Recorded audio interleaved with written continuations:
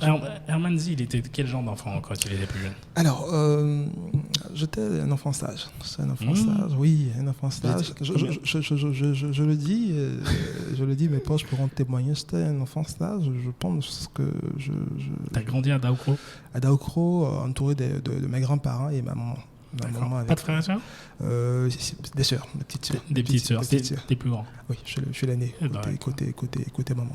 Je suis le plus grand et j'avais donc l'obligation d'être le grand frère modèle et tout ça. Donc j'étais un enfant correct. D'accord.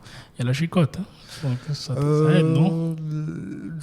Dans mon éducation, ça n'a pas été utile, comme je dis, parce que j'étais assez sage. J'ai commencé à être un peu chaud dans mes années étudiantes. C'est normal.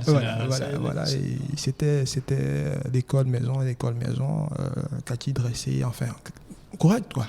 Voilà, correct. Et puis voilà, mais bon, c'est tout ça aussi. Dans ton cercle familial, oui, ou même dans ton cercle d'amis, quelles sont les personnes qui ont eu un impact sur toi?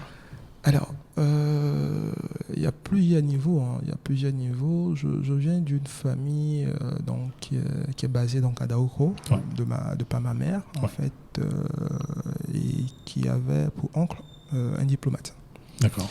Et tout petit, on voyait donc ce tonton-là, ce papy, avec ses costumes et tout ça. Donc, quand j'étais petit, j'ai dit non, ce monsieur-là, il faut que je devienne comme lui. Enfin, je ne savais pas à l'époque. Je ne savais pas trop. Et puis malheureusement, il est décédé dans les années 90. Donc je pars, je commence à faire les classes primaires et tout ça. Voilà. Mais chaque matin, midi, soir, quand tu viens, le portrait du tonton, du grand-père, là, il est au salon avec costume et tout ça. Donc tu vois un peu ce que ça fait. Voilà, donc primaire, c'était un peu ça. Et après, je découvre que mon côté paternel aussi, il y a des personnes qui sont à un certain niveau, qui étaient dans l'administration à l'époque, qui sont originaires de Dimokro, donc qui étaient à des postes de responsabilité d'un certain niveau. Et pendant les périodes donc, de festives, ces oncles-là, justement, ces parents-là, souvent venaient. Et je me retrouvais dans ces deux environnements. Et il y a quelques-uns particulièrement qui m'avaient marqué. De par leur simplicité et de par leur humanisme, finalement. Donc, lorsque je prends l'expérience de mon grand-père, donc, qui était le dandy, on va dire ça comme ça, et le côté où je commence à comprendre, découvrir la vie au secondaire et tout ça, avec des gens qui sont un certain truc et tout ça, je dis, mais voilà, il faut que je puisse, moi aussi, demain, pouvoir inspirer donc peut-être d'autres personnes, pouvoir ressembler à ces oncles-là. Donc, je ne citerai pas quelqu'un particulièrement parce qu'ils sont encore vivants. Et, voilà, et je pense que c'est ces personnes-là qui, dans un premier temps, inspiré. Après, il y a d'autres personnes par rapport au travail, par rapport à ce que je fais. J'avais un grand frère qui était à Yamsoukro au lycée scientifique à l'époque. D'accord. Et pour la petite histoire, pourquoi je suis allé à Yamsoukro en 2002, j'étais au lycée, il est venu faire une journée carrière. Donc je vois mon grand C'est quoi une journée carrière? Journée carrière où... on vient t'expliquer. En Côte d'Ivoire, certaines écoles organisent des journées carrière, journées promotionnelles en fait, de leur établissement. Donc ça va être par exemple... l'université par exemple de Cocody qui va dans le lycée Pouliba chez nous, il y a la filière Sciences Éco, voilà. Donc les étudiants de Yamsoukro le font de façon généralement systématique lorsqu'ils repartent en fait dans leur ville d'origine. D'accord. Voilà, et puis donc en 2002, donc j'ai les grands frères qui arrivent, puis la journée carrière, ils sont en costume. À l'époque, c'était le gros costume là. Il vient à la maison et tout ça, il salue la grand-mère et tout. Mais vraiment, ça m'a fait chaud au cœur et je pense que c'est... Donc il y a eu plusieurs étapes en fait. Il y a eu donc la base, donc l'enfance, donc l'adolescence, et puis il y a eu cette partie-là, donc cette transition entre l'adolescence et l'âge adulte. Et puis voilà, aujourd'hui, je pense qu'il y a des personnes effectivement qui m'inspirent. Je parle dans mon secteur d'activité par rapport à des personnes comme le PDG de M. Diago. Je parle par rapport à M. Paté de Souno Assurance, le PDG de Souno Assurance. D'accord. Voilà, au niveau de l'Afrique centrale, on a M. Loïc Richard, en fait. Donc, c'est des big boss, en fait, qui ont pu changer, en fait, le secteur en prenant des risques par rapport à ce métier-là. Donc, aujourd'hui, ça me parle, mais en dehors de cela, je suis également d'autres personnes dans d'autres secteurs d'activité qui me parlent et voilà, qui m'inspirent. Voilà. Est-ce que tu as une aversion au risque?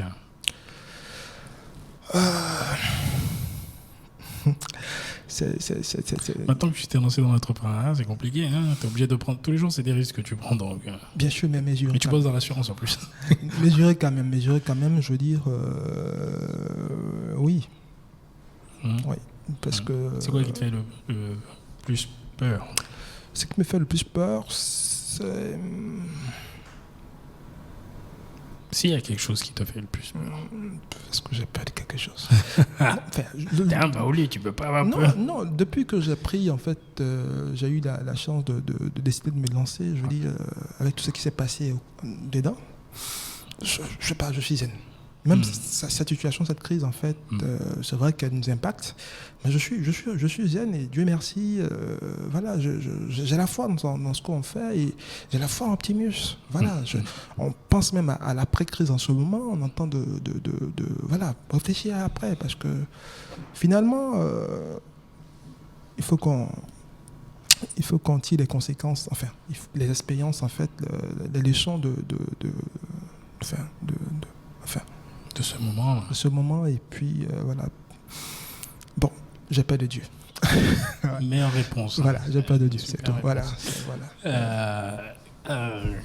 En 2010, quel est le meilleur conseil que tu as reçu, peu importe d'où ça vient, que ce soit dans la finance, que ce soit au niveau personnel, sur les réseaux sociaux, au niveau de l'entrepreneuriat, en 2019? 2019. Est-ce qu'il y a quelqu'un ou quelque chose que tu as vu qui a fait que tu t'es dit Oui, je me rappelle. C'était au niveau au lancement d'Optimus. D'accord. Parce qu'on a créé, on a démarré en mars 2018. D'accord. Mais on a lancé nos activités officiellement en avril 2019. D'accord. Voilà. Quand j'ai vu le nombre de personnes donc, assises dans la salle le jour du lancement, j'ai dit waouh, j'ai réussi à faire ça. Vous étiez combien dans la salle? Nous étions une trentaine de personnes. D'accord. Sans les clients, sans les proches. C'était des personnes vraiment priées sur le volet parce qu'on n'avait pas assez de place. Ça s'est passé au siège. Ouais. Et je dis, cette image justement que j'avais vue là m'a beaucoup fait du bien. Et ça m'a permis de passer le pont, j'ai envie de dire, sur tout ce qui a été péripéties de cette aventure. Voilà. Parce que ça n'a pas été facile. Ça n'a pas été facile, mais chaque jour, ça me motivait et ça m'a permis de tenir le cap. Et ça nous permet de continuer de tenir le cap. Parce que ça ne va pas s'arrêter. Il y aura toujours des obstacles, il y aura d'autres événements. Voilà, non, ma question, c'était quel est le meilleur conseil que tu as reçu en 2019 2019 Est-ce qu'il y a quelqu'un qui a parlé ou tu as vu un article ou tu as vu quelque chose qui t'a aidé à avancer sur présentement ce projet Optimus-là? J'avoue que 2019, c'était plutôt de la lecture. Quel livre t'as lu? Zig Ziglar, Rendez-vous au sommet. Voilà, où il te dit qu'il n'y a pas de limite. Il n'y a pas de limite et je pense que ça m'a beaucoup aidé aussi à mentalement me préparer. Et donc, en plus de cela, comme je l'ai dit, il y a l'événement, donc ça m'a vraiment beaucoup boosté et ça m'a permis de... Voilà. Ok. Zig Ziglar, tu lis beaucoup de livres de développement personnel? Un peu. Qu'est-ce que tu peux nous en donner 2-3?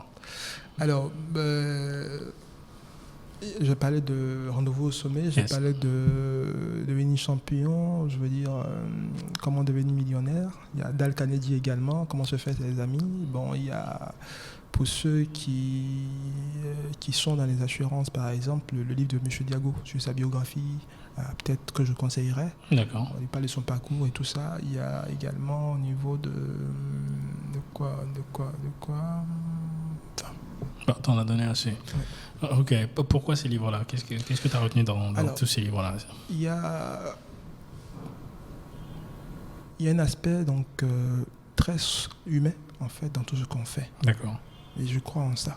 Je crois en ça. C'est pas juste être entrepreneur, c'est pas juste donc se gonfler la poitrine. Je suis entrepreneur, je suis DG, tout ça. D'ailleurs, les titres, ça me fatigue un peu souvent parce que c'est pas le plus important. Je pense que l'homme, tout entrepreneur a cette valeur-là parce que décider d'être entrepreneur, voilà, ça se fait pas. Enfin, ça se fait pas comme ça. Et derrière, être entrepreneur, c'est apporter un plus de solutions aux gens et faciliter la vie des gens. Donc aujourd'hui, mes lectures en fait tournent autour de ça. D'accord. Comment faire justement pour être meilleur, m'améliorer et apporter les meilleures solutions aux clients, aux personnes justement que je côtoie, donc mes collaborateurs, mes partenaires, mes fournisseurs et toutes les personnes qui sont avec moi aujourd'hui, qui m'accompagnent. Ok. D'ici 2-3 ans, quelles sont tes ambitions, autant personnelles que professionnelles? Alors, personnellement, tu voudrais être à quel niveau? Personnellement, j'ai envie de continuer à partager des infos sur le métier de l'assureur. Donc en tant que professionnel du secteur.